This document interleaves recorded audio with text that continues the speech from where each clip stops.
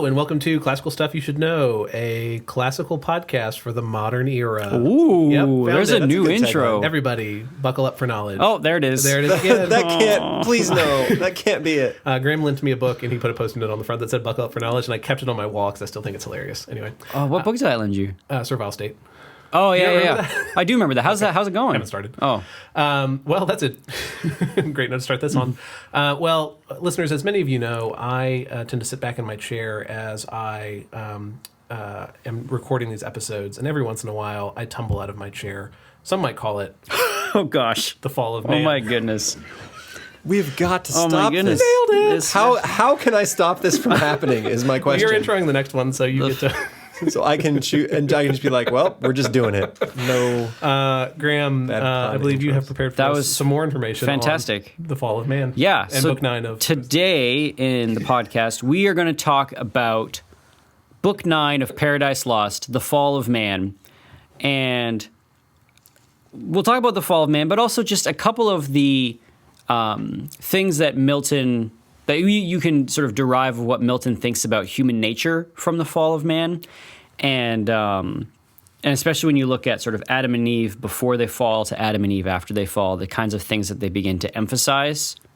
For example, they're still in love after the fall, but they emphasize different things than they did before the fall. And these things are kind of interesting to think about. Just to think about how, since sin is twisted good, according to Milton, we can still recognize good things, but post-lapsarian, they're twisted. Anyway, but before we get into that, I'm just going to give a little brief sort of context reminder of everybody of what we're sort of talking about. So Milton was a British poet. He wrote Paradise Lost, and his job, what he wanted to do was he wanted to justify the ways of God to man, especially when it came to mankind's fall.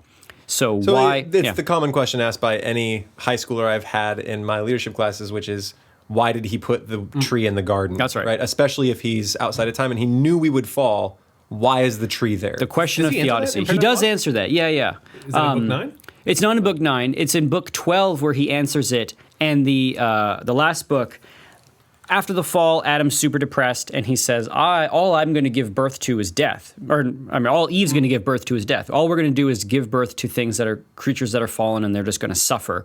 Why? And then they're just going to curse my name. Why should I do that? And Adam's considering killing himself. Wow. And so Gabriel has to come down and say, like, all right, buddy, I'm just going to tell you what the rest of history is going to be so you kind of know what to expect. Yeah, because, I mean, if you put yourself in his place, like if you're Adam and you just fell and you knew you had brought this horrible thing into the world and only strife was to come of it, you had cursed all of creation. If that seems like a good reason to sort of, like, think about how much pain you would stop by sort of offing yourself. Right. You prevent all those wars, all that pain. And so Gabriel has to come down and he tells him, he basically works up to the big moment, and he says the big moment is that God is going to come down and dwell with us as a man. And Gabriel sort of walks through him the Old Testament and sort of God's relationship with the Jews, and then Jesus, the crucifixion, the gospel, and then he says, and after this, God is going to dwell in the hearts of man. So the same presence, the same spirit that created the universe is going to live in your human breast. And Adam freaks out and he says, that's absolutely amazing. And Adam kind of has this moment where he says, maybe it was even better that this happened this way, which is, there's a whole tradition called Felix Culpa, which is a fortunate fall. But Milton just has that saying that God can take the bad and can work it into greater good. And then Satan takes the good and tries to work it into greater bad, and God comes back. And then God flips it on him. And then God flips it on him every time. That's got to be frustrating. Yeah, it is. It's probably super frustrating. As Satan, it would just be... Like, I mean, even think about the crucifixion. Yep. You're like, he came down and I got him. And then you're like, oh, that was his plan all along. Yeah. I just helped him effect the salvation of the world. Gosh darn it. Like, it'd be so frustrating. And Satan realizes it too. He says that whatever I do, it redounds upon my rebellious head. And So he knows it, but he just can't help himself by doing it. Sorry, I took you off. So It's all that right. was So the then 12. Gabriel tells them what happens, and Adam says, "This is amazing. Then I will continue to live because I know that God is going to dwell with man, and that seems to be better." And then Gabriel says, "This having learned, thou hast attained the sum of wisdom." He says, "You now know it." And he says, "Don't worry about what stars are made of. Don't worry about like trying to number everything or know everything. Only add deeds to thy knowledge, answerable, add faith, add virtue, patience, wisdom, add love, by name to come called charity, the soul of all the rest. Then wilt thou not be loath to leave this paradise, but shall possess a paradise within thee, happier far." This is what Gabriel says. So he says that you can... Was that from memory? That was from memory. awesome. Memory Palace suckers. was Did you memory palace? Yeah, that? I've memory palace a small section of Paradise Lost. I am vindicated. Yes, I am. Anyway, so to answer your question, For why the tree was God takes the fall and works it into in this thing where now the church lives in the fallen world, but those who have the Spirit of God are meant to continue to do the task that Adam and Eve did, which is to turn the world into a garden. But it's not a physical Garden of Eden; it's God's kingdom and His church militant in the world, coming and eradicating sin. Anyway, so that's good news. Yeah. But let's talk a little bit about the fall, because it in book 9 it's got some interesting things to say about just sort of human nature. So in book 9, Satan comes back to the garden after having sort of for some reason he decides to circumnavigate the world 7 times. And he comes back. When you got nothing else to do. He had nothing else to You're do. bored. Well, he was running away from angels that were chasing him when they found out he was in the garden, and then he comes back, and after this time, the angel Raphael has come down to Adam, and has told Adam. He said, "Listen, there's a devil in your garden. I want you to be aware that this is happening." And Adam's like, "Cool, that's great and everything, but can you tell me what stars are made of?" And Raphael says, "I don't think you're really paying attention to what I'm saying. There's a devil in your garden." And Adam, this is true, and this gives my students no end of delight, asks if angels do it. He's like, "Do angels do what Eve and I do?" And Raphael's like, "Buddy, listen, you are focusing on the wrong things. There is a devil in your garden. You need to be careful about this." Anyway. I mean, isn't it implied in Scripture that they do? Like, I don't think Milton says they don't. Or I think Milton's wrong. Isn't there stuff in Genesis that talks about the angels coming down? There's the angels coming down and humans? dwelling with man, and then creating the race of giants, Nephilim. the Nephilim. Yeah. Yeah, but so that's- But they're not supposed to be doing that. So, but the question isn't whether they're supposed to. The question is whether they do. I feel like this is a very Aristotelian argument, seriously, conversation we're having. Because the old medieval argument Or is like, how many angels can you fit on the head Yeah, of a not Aristotelian, a very medieval- medieval. Thomas Aquinas argument we're having. But I mean, if that happens in Scripture, it sure seems like You're falling into the same trap Adam did. We shouldn't be talking about there's a devil prowling around. Wow. Called out. you could say that about. Public rebuke. I feel Wow. like that'd be something you could say about anything. Like you could be talking to our high schoolers who are talking about their Fortnite scores and be like, "Why are we talking about Fortnite? There's a devil prowling around." You just stumbled Maybe we on should. my not wrong. teaching tell pedagogy. them that? No, I don't. It's just threatening your students with demons. Yeah. Anyway, pretty much. She didn't say no. Yeah. So then this is important because halfway through the conversation, when Adam starts asking about stars, Eve like politely excuses herself and goes and continues to do work. And That same day, doesn't Adam tell her like you need to stay nearby? Because no, that's in book 9. Okay. So, and this is where Adam makes there's this interesting mistake. So Adam and Eve are coming together, and the garden's getting a little bit bigger, and they have work to do. And Eve's has really her mind set on the thing that God has asked them to do, which is turn the earth into a garden. And the promise is that when they turn the earth into the garden, God says, your task on earth will be done, and you will come and you will dwell with the heavenly beings, and, quote, you shall be as gods. That's kind of God's plan for humanity. Was Adam and Eve were to have lots of children, and those children were to fill the earth and subdue it and take Eden, this little seed that looks like heaven, and fill kind of this brushy, wastelandy earth with it, right, and turn this planet into a garden, and then we will sort of apotheosis up to God and be like gods.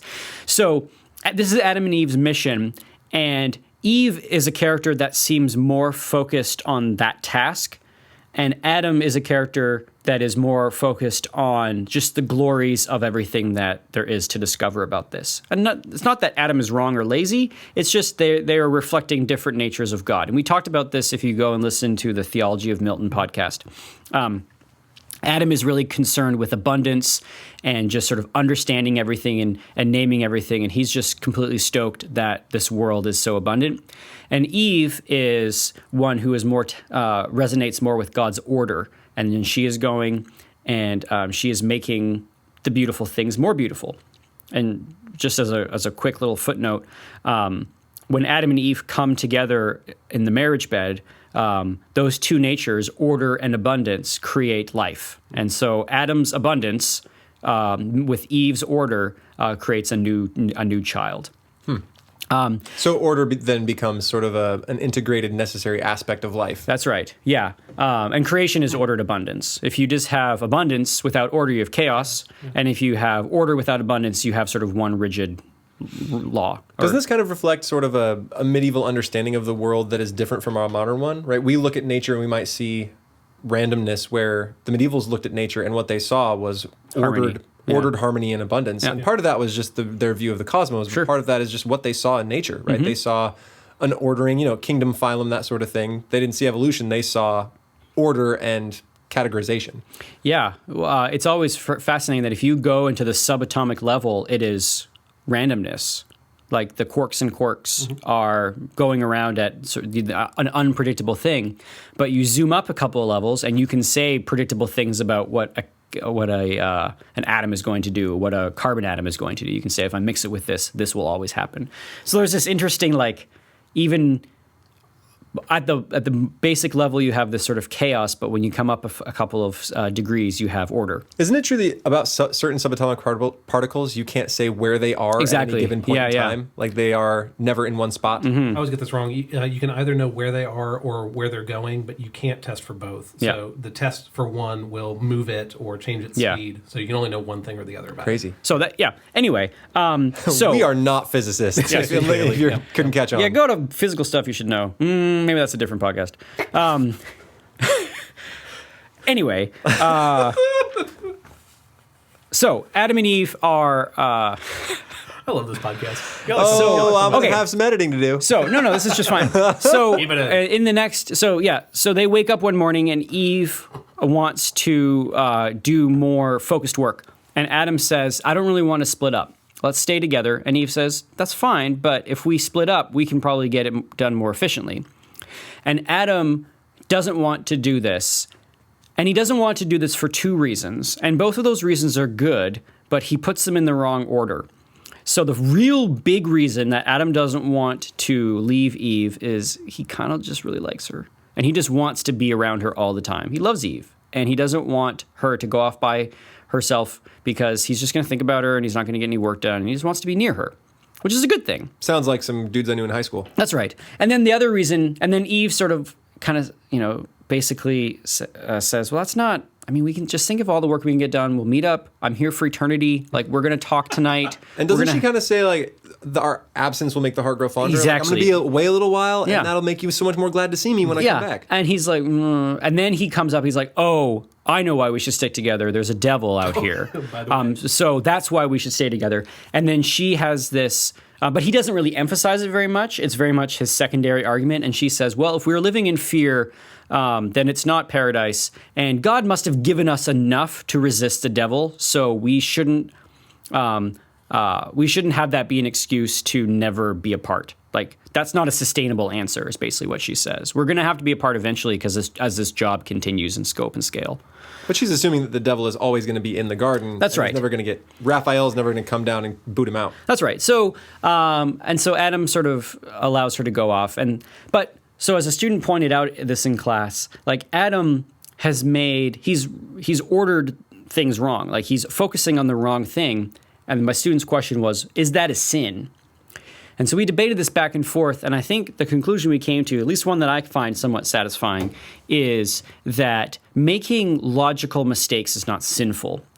And so it's part of growing and understanding. So if you learn by failure, like in a math class, when you don't get the right answer, you have not like sinned against God. Right.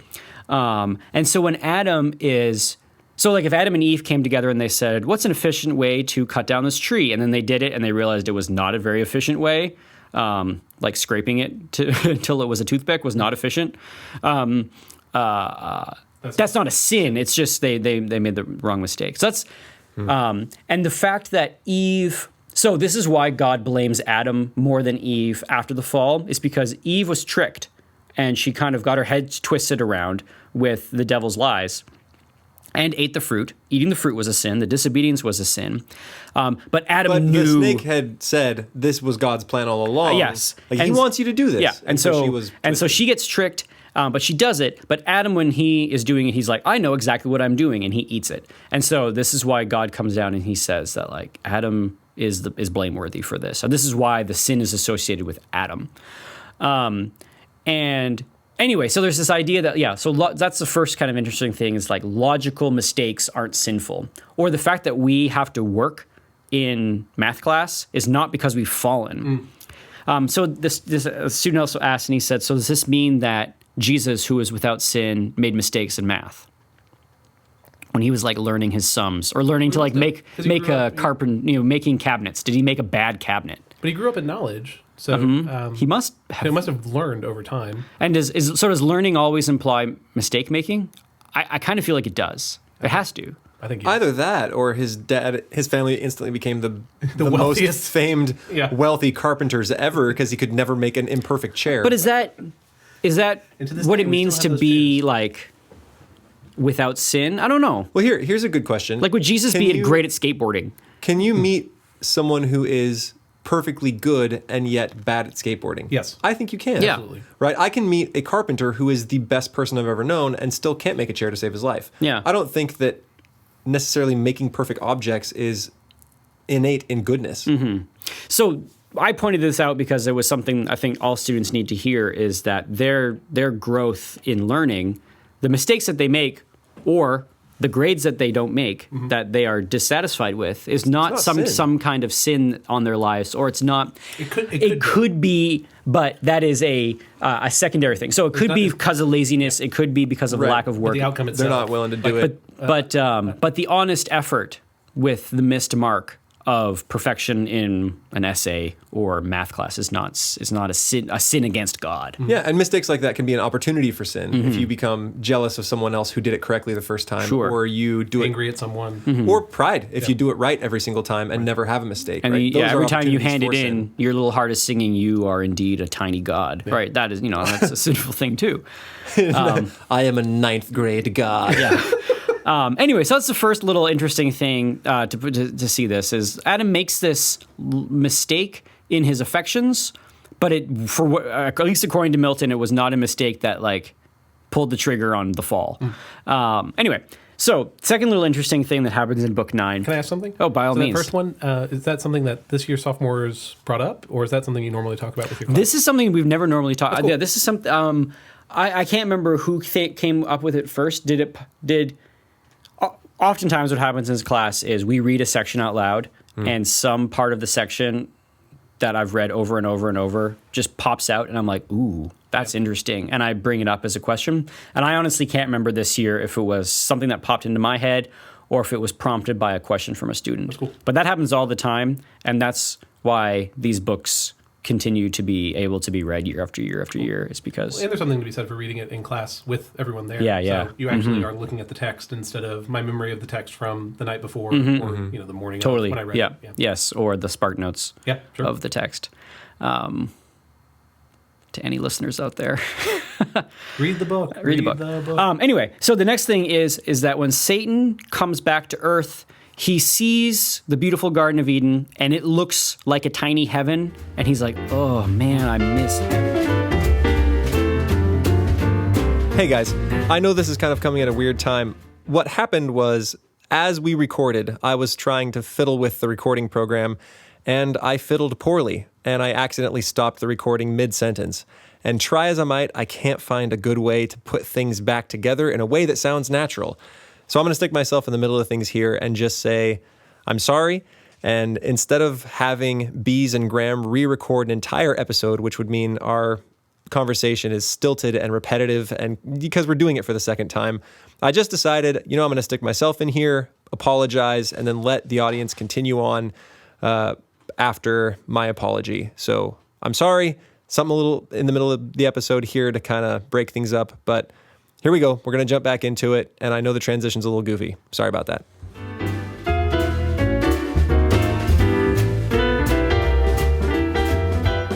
So this has happened a couple of times, with Satan sees a beautiful thing and it cuts him to the core. But there's a different thing that happens when he sees Eve. And when he sees Eve, Milton makes reference that there's a change that actually happens on the inside of Satan for a brief moment. So I'm just going to actually read the scene, read the section of when Satan sees Eve, and this is the next little kind of interesting tidbit or takeaway from Book 9. So he sees Eve, and in her look sums all delight. And sums all delight. Such pleasure took the serpent to behold this flowery plat, the sweet recess of Eve, thus early, thus alone.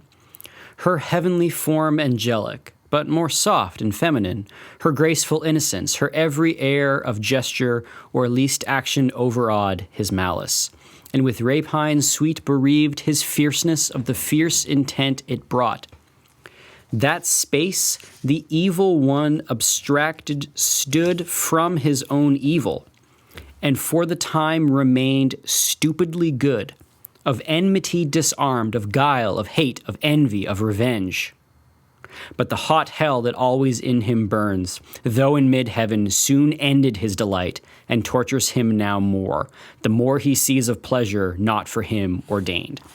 So basically what is being said here is Satan sees Eve, and for a second, Satan, it says that he is abstracted from his evil. He is stupidly good. So it's like that moment when you've been having a really, really terrible day, but on the ride home, it's kind of pretty. The wind is blowing through your car. That's right. And you have that moment where you just sort of forget about everything else. Yeah. And it's good. So Satan, there's a second where, because Satan is good deep in his creation. Like, as a created being, he was created good. So his sin is not something where he is now a completely different kind of entity from everything else. He's just an entity with all of his loves and all of his orders and all of his desires are so twisted and messed up that that he's just a mess.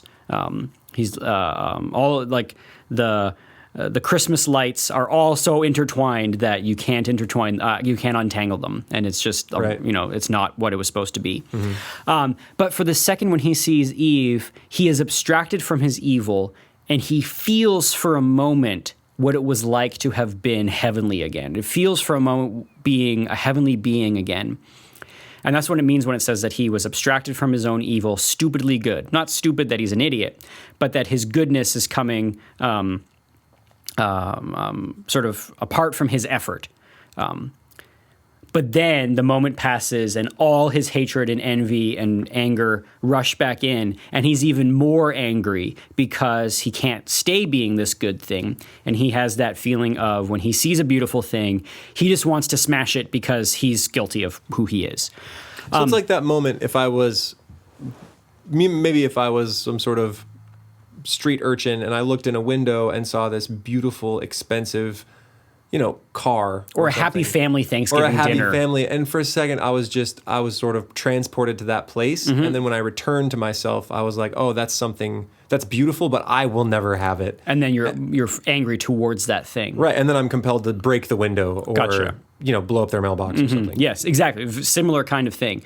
And so what we talked about in class, and this little tidbit is that even in creation, beauty has this moment to almost untangle the fall for a second and give you a sense of what the unfallenness would have been like.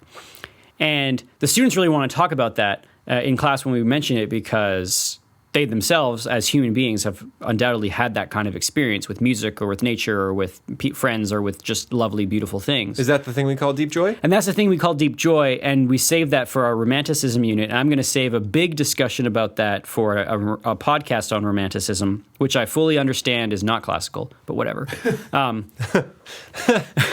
But we'll talk about that. We'll talk about romanticism and classicism a little bit later. Yeah. But anyway, so Milton has this thing where, yes, beauty has this capacity to bring us out of the fall for a moment. Mm-hmm. And this is also why people fall in love with chasing after beautiful things. This is something we'll talk about when we read Dorian Gray in senior English, that people fall in love with the beautiful thing as opposed to what the beautiful thing is telling them to fall in love with, which is the author of beautiful things. So I remember a while back, you and I had a conversation about how can a Christian justify art? Yeah. Right? Art doesn't necessarily help people. It doesn't necessarily feed people or clothe people. Mm-hmm. It seems like I could be better using my time in prayer or in service or in volunteering. Mm-hmm. It seems like, I kind of ended the conversation in a place where I said art is justified because we universally view it as good and we find interacting with it as good. And it's a part of our nature that just, it's good, so we can't kill it. Mm-hmm. But this seems like perhaps a better argument for it. That what this can do is help to break us out of the fall for a moment and experience what the world should be. It's a little taste of heaven that leaves you wanting for more. So seeing the beautiful thing and you have that sort of transcendental moment of, oh my goodness, this is beautiful, makes you long for the place where that beauty sort of comes from its source. Yeah, I feel like we talk about truth, goodness, and beauty a lot, but end up teaching more on truth and goodness. Mm-hmm. And so I always wonder where that place of beauty comes in. We take the freshmen on a trip to Colorado, and they get to have these beautiful naturescapes, and so there are small experiences like that. Yeah, and when we talk about kids growing up or maturing, I think a lot of time we think about just them being good students academically, or being able to think about, are they going to be respectful on their first job? And those sorts of things. But there is a big part of maturity that comes with how do you rightfully have reverence to beautiful things? How can you, or being able to say, this thing is more beautiful and more worthy of my time and attention and affections than these other things. Yep. And usually in the modern world, we tend to just dismiss that by talking about tastes. I just like this, you just like that. You can't tell me that the thing that I like is better or worse than the thing that you like. At least for Milton and in the classical world, that's not true. There were things that were just sort of better for the human person to dwell on, live in, and be observing and absorbed into than other things. And I think that rubs us the wrong way today. Yeah, and if you didn't like them, it wasn't a fault in the art or just a different taste. It was a fault in you. Mm-hmm. And if you cannot recognize the beauty in this work, mm-hmm. it is you that are deficient rather than something else. Yeah, C.S. Lewis talks about that he doesn't like kids, and when he hangs out with kids, he finds them kind of annoying, but he realized that's a deficit, or that's a deficiency in his personality as opposed to something wrong with kids. Guys, this is basically what I'm going to be talking about in our next episode. Oh, then I will. So excited. Then I will stop talking. All of this connects. It's a web. Our brains are a web. Anyway, so Satan has this moment, but then the other thing that we should be very careful to point out so that we can remain Orthodox Christians is that beauty, it does not sanctify you. Beautiful things cannot undo the fall. Beauty cannot save you. Only the Spirit of God can save you.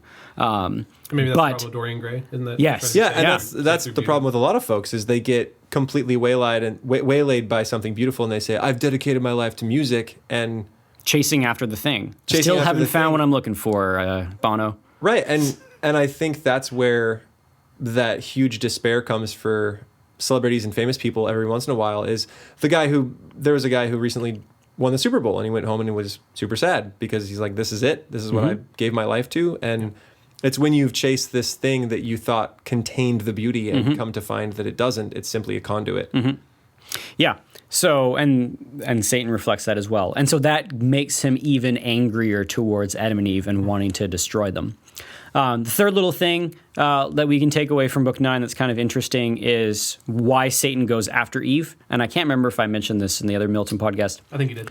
And it's because, so very briefly, Satan is the first created thing, and he thinks he's the best. Eve is the last created thing, and so in Satan's mind, she's the worst. Like, God just ran out of the good flour, and so, she's just made of poorer stuff. Rye. Yeah. Just like wood shavings. Like, A little bit of sawdust. Yeah. Filler.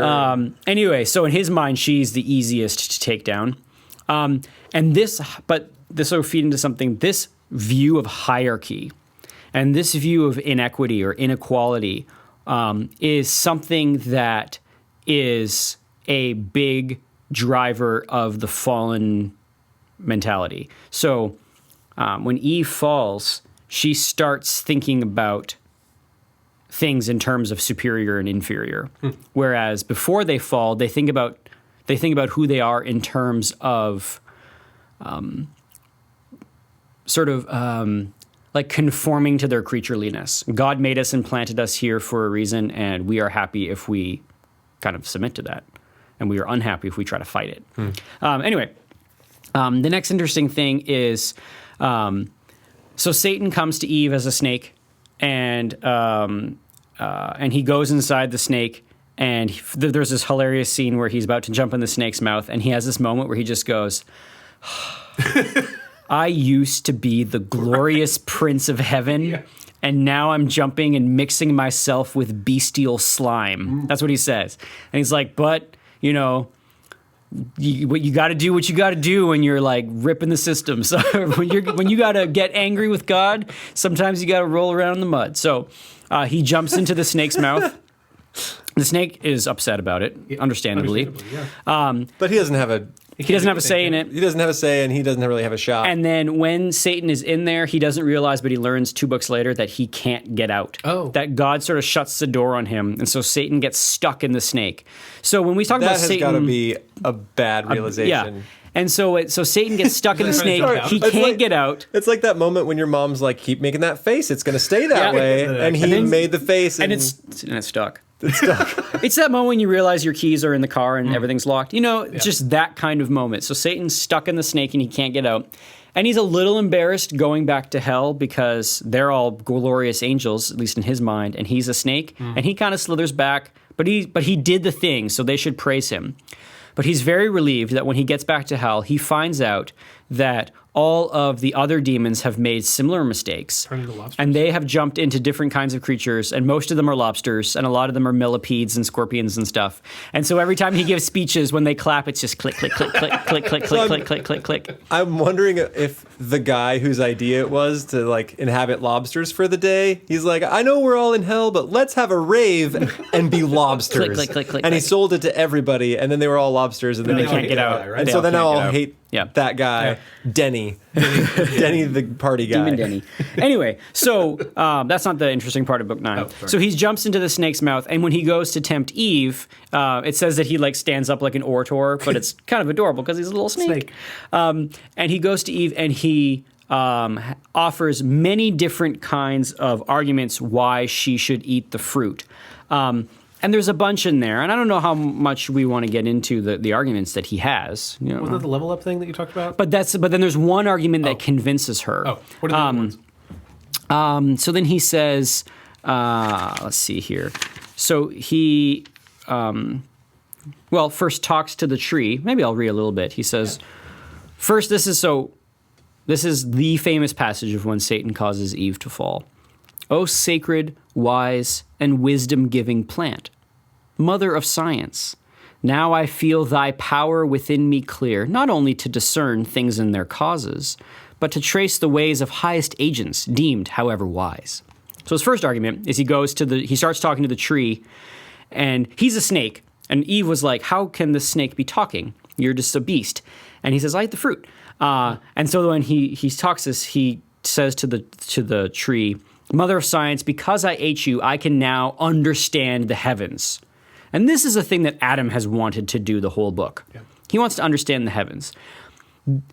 you can assume that if Adam was present, this would be the argument that would cause him to want to eat the fruit. Not so much with Eve. Understanding the heavens is not as big a deal for her.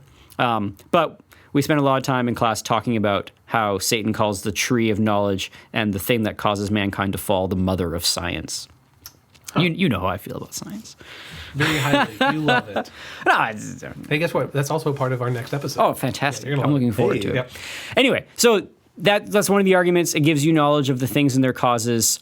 You're not going to die because I ate the fruit and I'm still alive, Eve.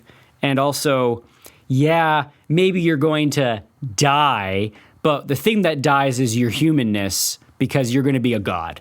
So that's what God meant when he said you're going to die. Humans are going to die. You're going to be gods.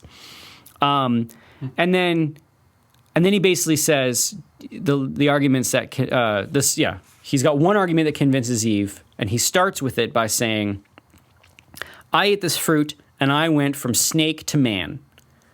If you eat the fruit, you will go from man to God. And you know what, Eve? This has kind of been God's plan all along. He put this here as a test. Because what's your job, Eve? What are you supposed to do? Well, you're supposed to fill the earth and subdue it and then and then you will be like gods. If you eat the fruit, you will be like gods. God is just he put this here, and he's going to be so proud that you guys decided that you weren't scared of death. And so you ate the fruit, and now you're going to be gods. That's the test. It's a test within a test. This is what God's testing you, to see if you have what it takes to be gods. He's giving you the thing, but he's telling you not to do it, and he's just trying to see if you have like the cojones to take it. This is essentially Satan's argument. And the thing that convinces Eve is this idea that if I eat this, I will complete my mission. If I eat this, I will get my last task on my checklist done, which is to be like gods. And so she goes for the shortcut. Well, also, I mean, she had no conception of deception and Exactly. evil. There's no right. sin in the world, and so why would this fun little snake lie to never heard her? a lie Yeah. before. And so she's like, Because you and me probably would have been like, no, and you learned this all yourself? Yeah. Like, you're figuring this out, Mr. Snake? Yeah. Like, we'd be a little skeptical of what was going on, but that's because we have a conception of sin, right? She had never hit anything like that. Everyone she knew loved her and was good and wanted good things for the world. She knew Adam and she knew Raphael. That was it. And God, right? And all the animals appreciate her. Whenever she comes around, everyone's just like, you are the mother of creation. And everyone is very... And they look prettier because she's there. Eve is reverently held in high esteem because she is the only thing in all of creation that can create another thing that bears God's image. This is a high calling for Eve. Adam can't do it, the angels can't do it, and none of the beasts can do it. So Eve has this capacity to recreate things that are in God's image, and everyone's like, that's a different and new thing. We don't talk too much about it in this class, but I always want to talk about, like, love your mom when we talk about this passage, because, I mean, just motherhood and childbearing is something that I think a lot of people kind of, look down upon as, well, you're not contributing to, like, the marketplace or whatever. Right. And we as Christians always need to remember that, like, the capacity for life should be one of those beautiful things that we love more than wealth and ease and prosperity and pretty much almost any other thing. Yeah. In our temporal existence. And so our ordered affections. I know I just won tons of brownie points with all the moms that are listening to our podcast. You know that this is going to be, like, that little clip is going to be sent in an email. Like, on a Christmas, like, you didn't call. Yeah. Oh, yeah, exactly, yeah. Anyway, so so the thing that gets Eve thinking that this is a good idea, her head just gets all twisted and turned around. It's like these half-truths sound convincing. Oh, this was God's plan all along. Why didn't I see that before? Yes, this completes the mission, and maybe there's a little bit of, like, we can get this done a little bit faster. Isn't that great? And so then she eats the fruit. And so the big thing to take away with this is Eve is tempted and falls according to the things that her nature, the things that she resonates more deeply with. The knowledge thing doesn't hit her. I can know the heavens. Nah, no thanks. And And actually, all of his attempts at flattery don't work. She's not flattered, and she's like, "I am gorgeous, so why not be more gorgeous?" Like those things don't resonate with her Because there's not a lot of pride there. Yeah, I mean, yeah. So there are scenes where Eve has the potential for it. When she sees her image in the waters, she's like, "I'm gorgeous," and she has a desire to want to just look at herself forever, which is a natural desire for beauty. And God has to say, "You will be more beautiful if you mix with Adam." And she sees Adam and she's like, "He's not as gorgeous as me." But then she realizes that being able to make a child is better than being able to stare at yourself in a mirror forever. Anyway. It's the lesson Narcissus didn't learn. Did not learn. So Eve falls according to her nature, and the thing that deeply resonates with her is the thing that is pretty much central to her character. And I think this is an interesting thing. Yeah. Because we've talked about besetting sins That's what I was before. gonna ask about. Yeah. And we've talked about, I think that each individual person, the place where you are going to fall hardest or have the hardest sin to untangle in your life is going to be that thing that is more central to your character. So somebody who gets addicted to gambling, it's because they're a risk taker, which isn't necessarily a bad quality. It can be a really good quality. They are willing to do things that have unsure outcomes that can benefit everybody, right? They start a good business, they do service, they're willing to ask a girl out that's way out of their league. Like those things could end really well, but not gambling. Or they're people not pleasers. gambling. Maybe they are like charitable by nature, and they just say, if I just had some money, like I can, really turn this situation around. Like I can get my family back on its feet. I can do this kind of thing, and that's coming from a charitable heart, but it's being twisted into a vice. And I think so. Like a fruitful exercise is that if each person can really think about like, what's that thing I just can't just get out of this fallenness of my character. Follow that rabbit trail and you will find the thing that you are strongest in. And maybe a method for turning it from sin to goodness. Like, okay, my propensity for this thing is coming out in this negative way. Maybe I can rechannel that to something positive, and because it's coming out of me, I won't have to have the sin anymore. The coward is actually the leader, the person who would be a great leader. The lecherous or the person that loves base things is actually somebody that will appreciate and can create beautiful things. I don't know. I don't know I'm sure there's a medieval monk somewhere who's done the chart to talk about like these various things. But you're saying, so behind whatever that besetting sin is, there's something that is good. There is something that is not just good, but maybe the thing that is really central to your character, to who you are as a person. And for Eve, as the mother of humans, as the mother of creation, it is this desire to create beautiful things and to improve beauty. So, good thing, to improve that which God has given you. You see it again reflected in the personification of wisdom in Proverbs 31. Like wisdom is this person symbolized by this woman, this good wife, who can take good things and can amplify the good things of the family through her industriousness. Eve's kind of that way. Anyway, so she falls according to her nature. And then when she falls, she begins to frame things in, let's see if I can find it. The best part, not the best part, but when she eats the fruit, nature sighs. I don't know what that sounds like, but it must have been heartbreaking to hear. Yeah. And it says that she plucked, she ate, earth felt the wound, and nature from her seat, sighing through all her works, gave signs of woe that all was lost. Wow. So I don't know what nature sighing sounds like, but it must have been terrible. And then she's got this big old speech where she's like, I don't think God can see me. And she's kind of concerned that she's naked. And then she begins, her first fallen act is she begins to think about where she ranks in relation to Adam. Wow. And she gets real kind of concerned that Adam is superior to her. So that kind of hierarchy? That hierarchy thing. Yeah. So she begins to see her relationship with Adam in terms of who's better than who. And she's like, what, didn't God put Adam in charge? And is he not superior? And she says, for inferior, who is free? Isn't that the same sin Satan had? Like she instantly falls into the same sin that made him fall in the first place. Yeah. Wow. So the very argument about like her saying that, so she basically says, I'm going to level the playing field by causing Adam to fall. First she says, maybe I could really just troll him. Like I can really turn his head because he loves me. And because I know the knowledge of good and evil, I can really just get him to do what I want to do.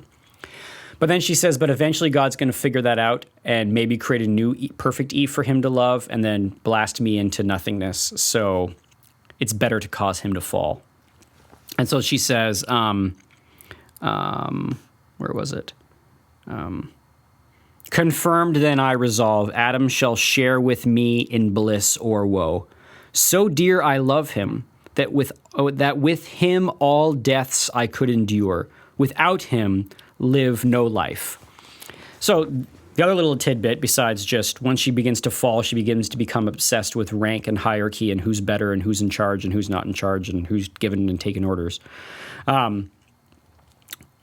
She has this, her love for Adam changes from what it was before to like this, we're going down together. And there are students in the class that kind of think that's romantic. They're like, oh, that's so romantic. Like, they're just going to, hand in hand walk into the darkness together. And then there are students who are like, that's not romantic at all. That's terrible.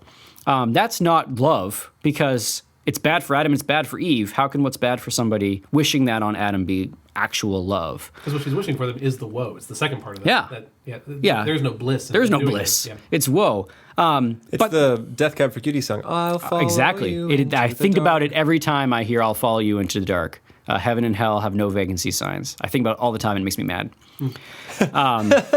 It's true. And anyway. You play that song for the kids to... I do not. This song is wrong. I do not. I don't want to... Yeah, they'll be like... I feel like that's drifting into weird English teacher territory. Where it's like, hey, kids, I found this song that I think really hammers home this point. It's from a hip band called Death Cab for Cutie. And they're like, oh, my goodness, my dad likes that music, right, or whatever. We're getting older, Hannenberg. Don't give me that look. Hey, he's still putting out albums. He married Zooey Deschanel, right? Did he really? Yeah, they actually got married and got divorced. Oh, Death Cab for Cutie was formed in 1997. Yeah, I just want to say that. So these kids weren't even born. Yeah, but they're still making music. They were on the Twilight soundtrack, my friend. Okay, hey, point Hannenberg.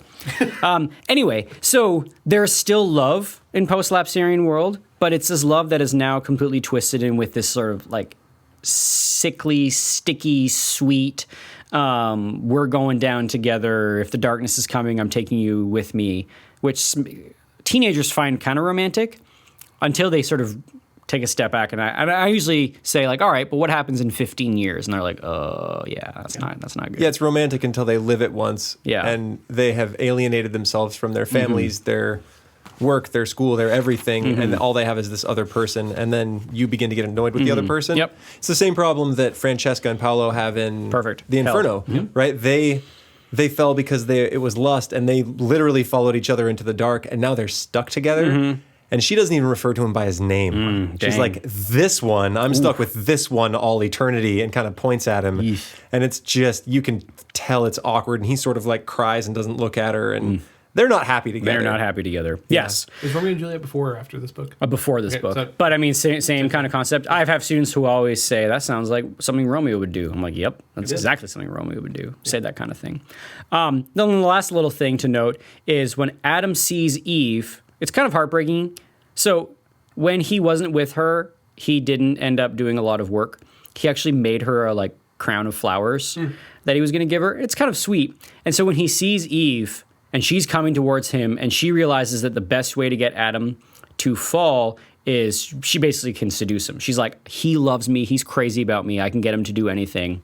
And when she comes like guns blazing. And when he sees her, it's like he literally has a like record scratch, va-va-voom moment. Like, what has happened to her? The cartoon eyeballs bug out. And then the crown of flowers falls from his hand. And Milton says that when it hits the ground, all the roses wither. And then Eve says, the tree was not what we were told. She still sort of believes what Satan says. She doesn't eat it, and she's like, oh, no, I've actually fallen and done a bad thing. She doesn't sort of realize that she has sinned. She realizes that something's changed, but she just is like, so this is what being a god feels like. And so she comes and she says, the tree is not what we were told. It has actually opened my mind. You should eat it with me. And Adam knows exactly what is happening.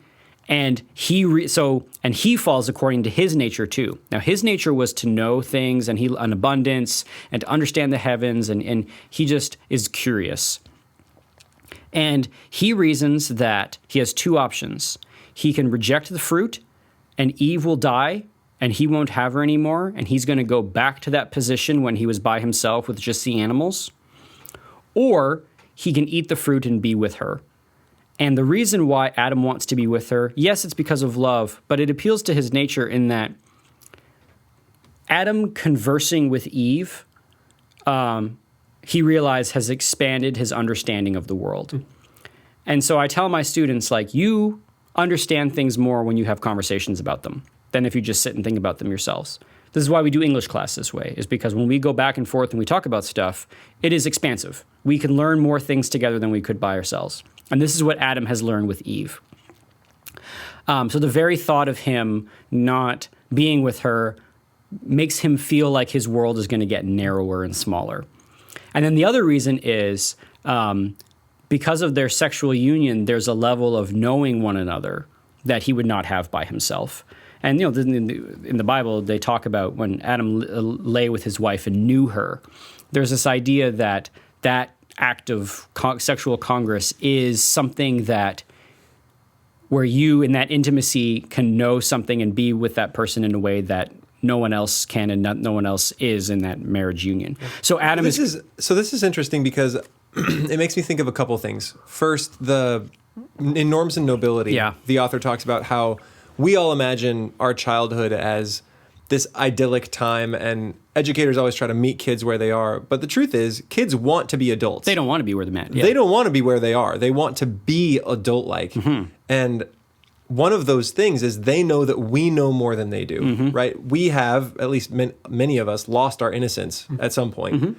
And they might see that as a part of adulthood. And one of the things where they fall is they think, if I can know this thing that I don't know, this sin, gambling, pornography, whatever, I will become mature. I'll know more about it. I think part of it is a temptation towards maturity, knowledge, and just knowing more about the world. And so, because I don't think that they necessarily buy the truth that we're like, if you listen to this and if you go down that road, it's not going to be healthy. And they're like, but you know it. It's going to make me more like an adult. And it's, I mean, part of it's just curiosity killed the cat, right? Yeah. The more they know about the world, the more complete they feel. And how do we warn kids against that? Or the other lie that they have, which is, if I know it and experience it, I'll know why I shouldn't do it in the future. And actually, Satan gives that argument. He's like, if you know evil, well, what's the line that he actually says? He says basically that if you know evil, you can avoid it. Yeah, and he says, that's crazy. Oh shoot, where was it? I'm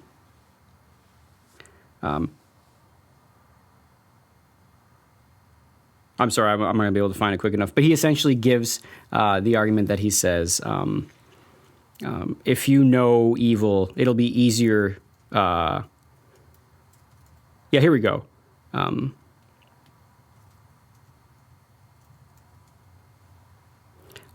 Of good, how just? Of evil, if what is evil be real, why not known, since easier shunned? So he basically gives the argument like, if you can know evil, you can avoid it faster. And that's the thing a lot of students sort of say, like, I just need to make mistakes so I can learn, like, for myself. I mean, I understand the reasoning behind it, but what I told them, I said, that is only true if evil can remain just in the head. But if you fill your head with knowing evil, it is eventually going to bleed into the heart and into the actions and into the habits and then into the character. So it is an infection that will spread. It's not something you can contain just in a knowledge, just in knowing something. Like Father Brown says, you can only maintain a level of evil. Like you can maintain a level of good, but you cannot maintain a level of evil. You will either turn away from it or become more evil. Yeah, exactly. And What were you going to say? I've quoted it before. It's that experience is the teacher of fools, and so someone who chooses sin will still have that consequence. You will learn the lesson one way or the other. You just choose whether it's the easy lesson of avoiding that sin in the first place or of experiencing it. So. And so Adam chooses to fall with Eve because of a fear of narrowing his horizons, essentially. If I don't know Eve, he basically says, I will not have someone to talk to, and therefore I will know less things, and I will not have someone to know. I will not have someone to love and know. And he definitely means it in sort of a sexual way. And so a lot of people, when they read it, they're like, oh, he's just a 17-year-old boy, and he can't imagine a life without sex. And it's not that at all. It's that the intimacy is that sort of the wind when he meets Eve and is with Eve and is married to Eve. There's a window in his heart that opens that he didn't know was there, and there's this whole other landscape of knowing that is beyond just what he can observe in the heavens and the animals. It's the knowing of loving a person. And if that is taken away, he thinks that is so intolerable. So Adam's mistake is literally he loves Eve more than God. That's the sin. And that's what God condemns him for. And that's that fancy word that AJ likes, where love of partner trumps love of other things. From Lewis, wasn't that? Uxoriousness. You love your partner overly much. And I think it's specifically man to wife. Yeah. You love your wife more than And students have a hard concept with that. They're like, how can love be, if it's just really intense, how can it be wrong? And it's because it's directed in the wrong way, or it trumps the it's a disordered love. It's a disordered love. It becomes more important than your love of God. Mm-hmm. And you see the seeds of that planted earlier, like when Adam was warning Eve. His motivation was her as opposed to God's command. Anyway, so those are just little tidbits in Book 9 that I think are really fascinating. And when you have the sort of framework of thinking about Adam and Eve, now if you just read it, I mean, that guide for C.S. Lewis and this idea that Adam and Eve have these natures that are appealed to really opens up these windows into sort of understanding this human nature. Should you read the intro from Lewis before you read? I think, definitely. Okay. Yes, for and sure. the one last thing I'll say about just the nature of Adam and the nature of Eve is just a bit of interpretive warning. A lot of students think like, oh, Milton's saying girls are this way, and Milton's saying boys are this way, and that's not really what Milton's saying. Because when Adam and Eve have children, their natures get mixed into a child. And so human beings have both of these aspects. So what Milton's not saying, girls are this way, boys are this way. What Milton is saying is what Eve represents is almost like the feminine. We can call what she is the feminine, and what Adam represents we can call the masculine. And the feminine and the masculine are both things that they represent that are reflections of something in God. And then those things together are mixed in their progeny. I